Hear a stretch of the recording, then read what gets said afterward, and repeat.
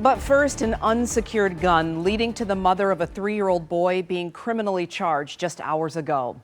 That little boy accidentally shot himself. Sadly, he's far from the first child to pick up a gun that should have never been within reach.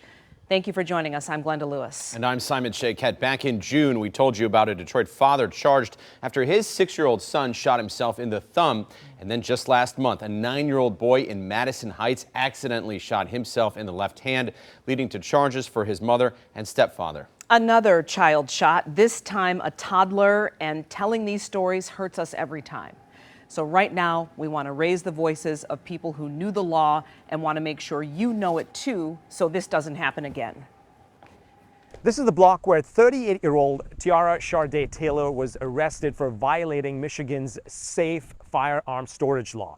Police say her 3-year-old got hold of the gun and shot himself. Tiara was arraigned over the weekend at the 36th District Court. The magistrate deemed her unsafe for the community, placing her on a $250,000 personal bond. She put it supposedly on her dresser, and supposedly it's not that high, that a child got a hold of it, shot themselves, and it is by the grace of fate and God, Allah, and everybody else that child did not die. The incident took place on Friday on Detroit's east side on St. Patrick Avenue.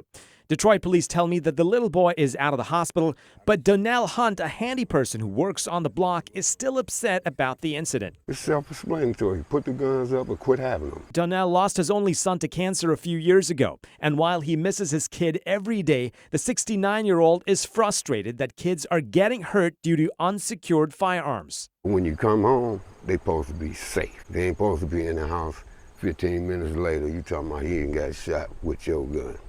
That's a person that don't need a gun, that shouldn't be purchasing guns or having guns because they're not responsible. As per Michigan's new secure storage law, individuals are required to keep unattended weapons unloaded and locked with a locking device or stored in a locked box if it is reasonably known that a minor is likely to be present on the premises.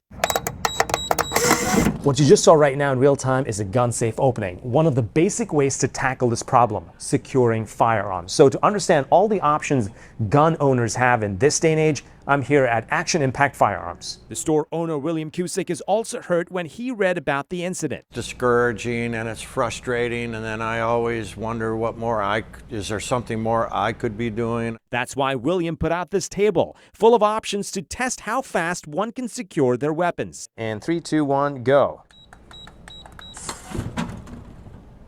There it is. So in less than 4 seconds, you had access to your gun. I have my hands on my gun. In less than 12 seconds, this was secured.